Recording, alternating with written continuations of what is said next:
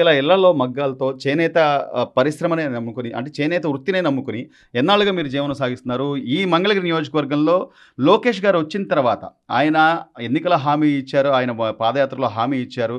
ఖచ్చితంగా 200 యూనిట్లు ఉచితం చేస్తా అని చెప్పి దాన్ని నేను ఇంప్లిమెంట్ చేశారు.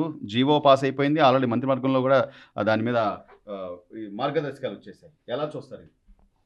మేము గత 30 సంవత్సరాలుగా ఈ పని చేసుకొని బ్రతుకుతున్నామండి. ఇళ్లల్లో మగ్గాలు నేసుకొని. ఇంతకుముందు కూడా 2, 3 సార్లు చాలామంది చెప్పారు. 200 యూనిట్లు మేము అధికారంలోకి వచ్చిన తర్వాత మీ అందరికీ ఉచితంగా ఇస్తామని. కానీ చెప్పిన హామీలు చాలా వరకు వాళ్ళు ఎవరు చేయలేదు. లోకేష్ గారు గెలిచిన తర్వాత మంగళగిరి నియోజకవర్గంలో ఆయన చెప్పిన విధంగా మాకు చేనేత కార్మికులకి నేను మంచి భవిష్యత్తు కల్పిస్తాను అని చెప్పారు. అలాగే మొట్టమొదట ఇప్పుడైతే చెప్పిన విధంగా 200 యూనిట్లు కరెంటుకు మాకు జీవో పాస్ చేసి కట్టే పని లేదని చెప్పారు. దీనివల్ల మాకు నెలకు వచ్చేసరికి ఒక 1000 రూపాయలు 1500 వరకు మాకు కొంచెం మిగిలే అవకాశం అయితే ఉంది, కరెంటు బిల్లులు లేకుండా. ఇలాగే చేనేత కార్మికులని దృష్టిలో పెట్టుకొని మాకు రావాల్సిన కొన్ని పథకాలు కానివ్వండి, మాకు ఉపయోగపడేలాగా దీన్ని డెవలప్మెంట్ చేసి హ్యాండ్లూమ్ని చేనేత కార్మికులని గుర్తించి ఈ చేనేత పరిశ్రమ వెనకబడకుండా దీన్ని ముందుకు తీసుకెళ్లేలాగా చాలా వరకు చేస్తే అందరికీ ఇంకా బాగుండిద్ది. అలాగే చేనేత కార్మికులు సాలీసాల నీళ్ళల్లో చాలామంది ఉంటున్నారు. అలాంటి వాళ్ళకి సపరేట్గా మొగ్గాలకి ఈ రత్నాల చెరువులోనే నేను ఒక షెడ్ లాగా అయితే వేసి దీన్ని డెవలప్ చేస్తానని చెప్పి కూడా మాకు చెప్పారు. అది కూడా తొందరలో చేస్తే చాలామంది ఇళ్ళు లేని బయట అద్దెలకు నేసుకునే వాళ్ళు ఉన్నారు. ఇప్పుడు పాస్ చేసిన ఈ కరెంటు జీవో కూడా సొంతంగా ఉండి ఇళ్ళు వాళ్ళకి కరెంటు బిల్లు ఉండి అలాంటి వాళ్ళకి మాత్రం ఉపయోగపడిద్ది అంటున్నారు. అలా కాకుండా షెడ్యూల్లో నేసుకునే వాళ్ళకి ఇళ్ళు లేని వాళ్ళకి చాలామంది షెడ్యూల్లో నేసుకుంటున్నారు.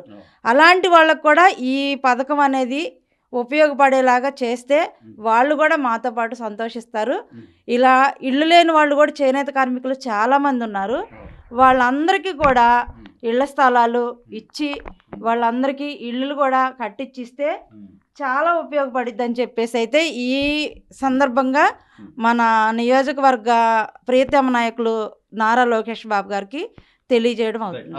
ఆయన దేశవ్యాప్తంగా ఎక్కడికి వెళ్ళినా కూడా చేనేతను ప్రమోట్ చేస్తూ ప్రతిదీ కూడా ఖాదీ వస్త్రాలు ధరించడం, లేకపోతే శాలువాలని కానివ్వండి, లేకపోతే చీరలని కానివ్వండి, ఆయన పెద్దవాళ్ళని ఎవరిని కలిసినా కూడా మా మంగళగిరిలో ఇది ఈ చేనేత వస్త్రాలకు సంబంధించి చాలా ప్రసిద్ధి చెందింది అని చెప్పి దాన్ని ప్రమోట్ చేసుకుంటూ వస్తున్నారు.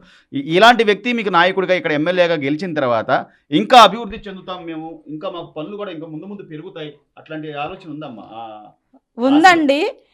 ఇంతకుముందు ఉన్నదానికన్నా కూడా లోకేష్ గారు అధికారంలోకి వచ్చిన తర్వాత మంగళగిరిని దృష్టిలో పెట్టుకొని నేనైతే మంగళగిరిని అభివృద్ధిలోకి తీసుకొస్తానని ఎలా అయితే చెప్పారో అలాగే ఈ చేనేత పరిశ్రమలో ఉన్న అందరినీ కూడా చేనేతని దృష్టిలో పెట్టుకొని దీన్ని ముందుకు తీసుకెళ్తారని అయితే అనుకుంటున్నాము. ఈ పరిశ్రమ అనేది వెనకబడుకోకుండా ఉంటుంది.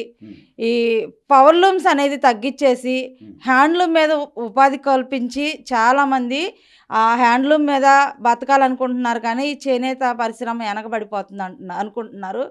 అలా కాకుండా చేనేత పరిశ్రమని ముందుకు తీసుకెళ్లాలని ఇలాంటి అభివృద్ధులు ఇలాంటి పథకాలు ఇంకా ఈ మంగళగిరికి చేయాలని ఆశిస్తున్నాం. చివరిగా లోకేష్ గారు యువ నాయకుడిగా ఆయన 2019లో ఇక్కడ పోటీ చేసినప్పుడు ఓడిపోయినా కూడా నియోజకవర్గాన్ని ఇదే తన సొంత నియోజకవర్గం అని నేను ఇక్కడే ఖచ్చితంగా గెలుస్తాను అనే నమ్మకంతో ఆయన గతంలో చేసిన కార్యక్రమాలు కానివ్వండి, ఆయన మంచినీళ్ళు అందించడం అంటే చాలామందికి ఇక్కడ నీటి వసతి లేకపోతే నీళ్లు ట్యాంకర్ల ద్వారా వాళ్ళకి అందించడం కానివ్వండి, రోడ్లు లేకపోతే ఇదే రత్నాల చెరువు మెయిన్ రోడ్డు ఆయన ఆ రోజున అధికారంలో లేకపోయినా కూడా ఆయన ఏర్పాట్లు చేయడం కానివ్వండి, ఇట్లా అధికారంలో లేనప్పుడు అంత చేసిన వ్యక్తి ఈరోజు మీకు గెలిచిన తర్వాత మంత్రిగా కూడా ఉన్నాడు.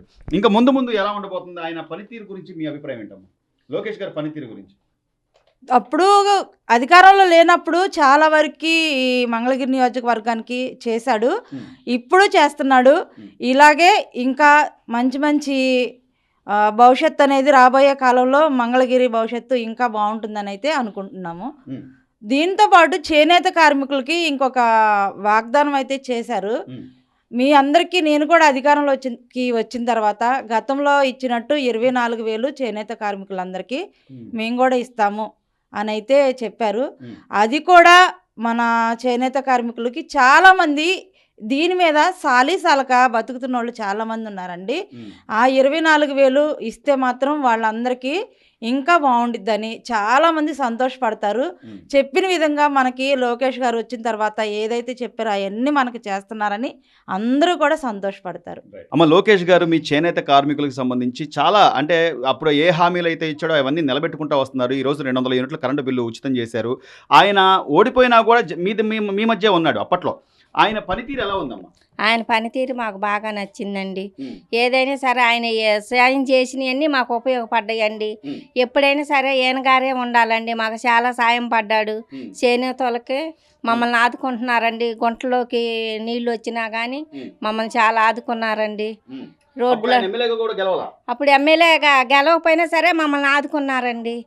మాకు చాలా ఉపయోగం అండి. ఆయన మళ్ళా ఎప్పుడైనా సరే ఆయన ఉండాలని మేము కోరుకుంటున్నాం. మీ చేనేత వస్త్రాలు తీసుకెళ్ళి పెద్ద వాళ్ళకి ఇచ్చి మాది నియోజకవర్గం, మా మంగళగిరి అండి, మా మంగళగిరిలో ఇంతమంది పేదవాళ్ళు ఉన్నారు, ఇంతమంది చేనేత కార్మికులు ఉన్నారు, వాళ్ళ కష్టాలు పడుతున్నారు అని చెప్పి మీ గురించి ఎస్పెషల్లీ ఆయన చెప్పడం కానీ మీ గురించి ఆయన ప్రచారం చేయడం కానీ ఎలా ఉందమ్మా? మా గురించి బాగానే చేస్తున్నారండి. పై వాళ్ళకి అందరికి తెలియపరుస్తున్నారండి లోకేష్ గారు. వీళ్ళకి పేదవాళ్ళకి వీళ్ళకి ఇంత కష్టం ఉంది, మనం గమనించి వాళ్ళకి సాయం చేయాలి, వాళ్ళు చాలా కష్టపడుతున్నారు. తగ్గినట్టే కదా సార్. అవును.